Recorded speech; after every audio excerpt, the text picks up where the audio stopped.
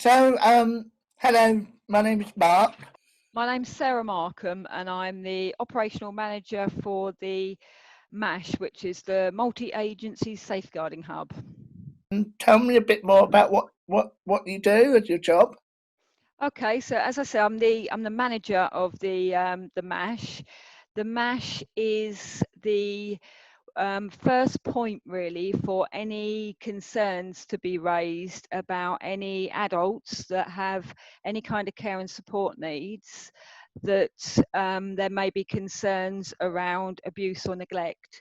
So all the referrals will go into Customer First, which is our intake team, and then they will, if appropriately, be passed to the MASH for MASH to have a look at them, to share information with different partners, which may be health and police, to establish if we need to do anything more with those concerns. So my job is to manage the team.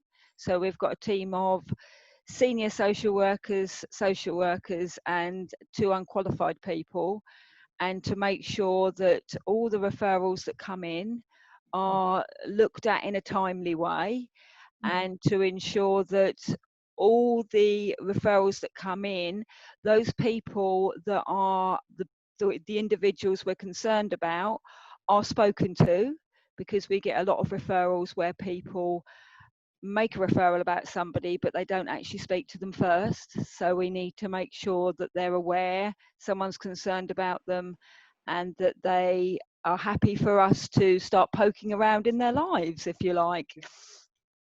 So, how did this job changed since the COVID-19 pandemic? Well, firstly, none of us are in the office, so everybody from MASH is working at home. The way in which we work hasn't changed too much, because the practitioners in MASH don't go out, so they don't go and visit people. All of our contact with people is through telephone, text messages, things like that. So that bit hasn't really changed. What has changed is that we now don't sit on one floor plate with our partners, which are health and the police. So things are a lot more difficult, I guess, and they take a bit more time to make sure we do have those conversations with our partners. So yeah, that's changed. The type of referrals that we get has changed. A lot of concerns are coming in about people that have got issues related to COVID, which might be around the use of equipment. It might be around people not being able to get out and about and really struggling with the fact that they can't get out. Domestic abuse is an area we're most concerned about, where people aren't able to make disclosures because they haven't got people going in. So yeah, the type of referrals has changed, and the fact that we're all working virtually, although communicating with each other regularly. All the meetings that I do now obviously have to be Skype meetings, and it seems to be a belief out there that a Skype meeting is quicker than any other meeting. So it looks like I seem to get booked in twice as many meetings than I did before. But I guess that's the same for everybody, and I think it's a case of us just kind of work out what life's going to be like going forward, really. Yeah, I think the additional bit to say that it's not the case of like having trying to get people a cup of tea beforehand and everything else. But all the niceties have gone now. It's straight into a yeah, meeting, straight into a next meeting. yeah. Okay, moving on. What do you think of the new norm? What do you think new normal will look like for your role going forward? I think our new normal should be very similar to our old normal, because I think we are a team that it's important that we do all sit together.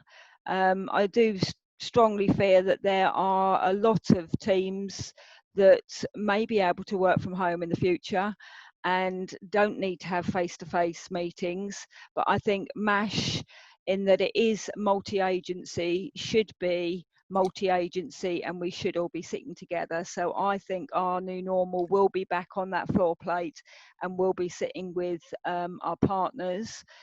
I think probably one of the things we might expand on is how we communicate with people. Mm-hmm. As I said, we do the most of that over the telephone, but since COVID, we have been thinking about other methods of communicating through FaceTimes, text messages, and things like that. So I think that's a real positive that we can take from this, and a much better way of communicating with people that will struggle maybe with the telephone, or just feel more comfortable being able to see the person that they're talking to and put much more human look to it. One of the things we don't get through phone calls is a look into people's lives too much. And when we're concerned about somebody that's, an example would be someone that's self-neglecting and hoarding, maybe, if we could have a FaceTime conversation with them, we would get a little bit more insight into the environment they're living in. So I think a new normal could be expanding on all the digital technology out there that we could use a bit more. Yeah, interesting. Yeah, so and finally, if people have safeguarding concerns, what is the best way to contact your team? Okay, well, we have two different methods really. We have a professional consultation line. So the professional consultation line is for any professional that, and I say professional, a lot of people think I'm not a professional because I'm not a doctor, or I'm not a nurse, or I'm not a social worker. We use the term professional in anybody that's working within that care sector. So anybody that wants to raise a concern, or they're not sure whether they should raise a safeguarding concern, they can contact us on the consultation line, and they can speak to one of our practitioners, talk through what the incident is, and we will say, yeah, I think you need to make a referral. If we say, no, you don't, we will point you in the direction of what else you can do with your worry, so you're not still sitting with it. We've just developed a web chat. So again, for those that aren't able to speak on the telephone, or just find it easier to do it through a chat, you can log into that through the Safeguarding Partnership website. We're going to put some links on in the Suffolk County Council site as well soon. So you can log on there and put your concern in. If you just know you want to make a safeguarding concern, you're absolutely sure, then you go through customer first. MASH can't take your referral direct, so it has to go through customer first for them to log it onto the system. If anybody in the care sector has already put a referral in and they just want to know what's happening with that, then we have a email address that people can contact us about any referrals that they've progressed but they've not heard anything back. Okay. Well, thank you very much for coming into this call today. Thank you very much, and it's really nice to meet you, Mark.